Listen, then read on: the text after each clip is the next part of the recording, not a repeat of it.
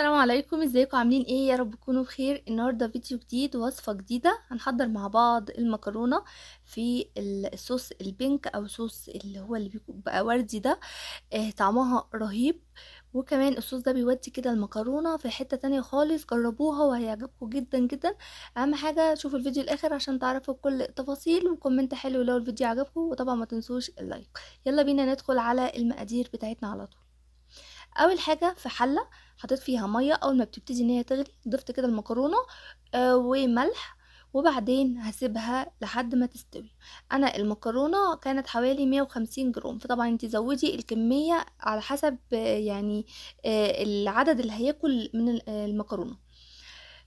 سبت المكرونه بقى تتسلق، هتتسلق حوالي 90%. وهنا طاسه او في حله ضفت فيها كده يعني زي نص معلقه من الزبده، وكمان معلقه من الزيت علشان بس الزبده مش تتحرق. وضفت بصله كده مقطعاها لقطع صغيره جدا علشان ما تبتديش ان هي تبان في الوصفه بتاعتنا. وقلبتها حوالي دقيقه واحده بس، انا مش عايزاها تاخد لون خالص. ضفت فيها فص من الثوم. مجرد بس ان التوم يديني ريحة، يعني يطلع كده الريحة بتاعته، هبتدي ان انا اضيف معلقة كبيرة من صلصة الطماطم. وهقلبها بقى كويس جدا فيها كده، وبعدين هبتدي ان انا اضيف عليها حوالي طماطمتين انا بشرتهم، او طماطمايه كبيرة بشرتها ومنزوعة القشر، يعني ما فيهاش اي قشر. هنزلها بقى واسيبها لحد ما تتسبك كده، يعني كله بقى يدخل في بعضه كده، وتبتدي ان هي تتقل معايا. هبتدي ان انا انزل بقى عليها باقي المكونات.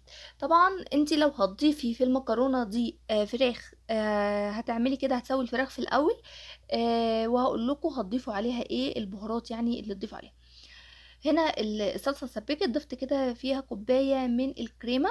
وطبعا لو مش متوافر عندك كريمه، ممكن تضيفي كوبايه من الحليب، وعليها كده معلقه من الدقيق، او يعني تدوبي كده الدقيق في الاول وبعدين تضيفي الحليب.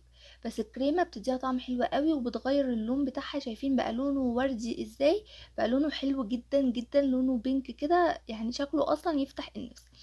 هظبط بقى الملح، وكمان هضيف البهارات. هضيف كده يعني على طرف المعلقة يعني على طرف المعلقة فلفل أسمر وبابريكا. وكمان الملح طبعا أرش حاجة بسيطة جدا جدا علشان ما يعني ما تحدقهاش معايا. بسيبها بقى حوالي دقيقتين تلاتة كده لحد ما تبتدي ان هي تتقل معايا. وبعدين نزلت حوالي 3 معالق كده من الجبنة. جبنة بقى موتزاريلا، جبنة تشيدر، اي نوع جبنة متوفر عندك ضيفيه. ممكن اصلا تستغني عن خطوة الجبن دي خالص، يعني ممكن ما تضيفيش اي نوع جبن وتستغني عنه. هضيف بقى زي يعني معلقتين كده كبار من ميه سلق المكرونه، اللي هي زي كبشتين كده كبار من ميه سلق المكرونه، بخفف منه الصوص علشان هنبتدي ان احنا ننزل يعني المكرونه. والمكرونه تكون مستويه حوالي من 80 ل 90 كده في المية علشان تكمل السوا بتاعها في الصوص. هنا بقى كان عندي قطعة من الفراخ، يعني كان عندي يعني حوالي كده، شايفين البانيه مثلا، زي شريحة كده من البانيه، وكانت محطوطة في التلاجة مستوية ومحدش راضي ياكلها، فضفتها. فانت ممكن اصلا تستغني عنها خالص وما تضيفيش اي فراخ. فلو هتضيفي بقى فراخ، بتقطعي كده زي صدر فرخة في الاول، وبتحطي زبدة وزيت، وبعدين بتنزلي قطع الفراخ وتضيف عليها ملح وفلفل اسمر وبابريكا.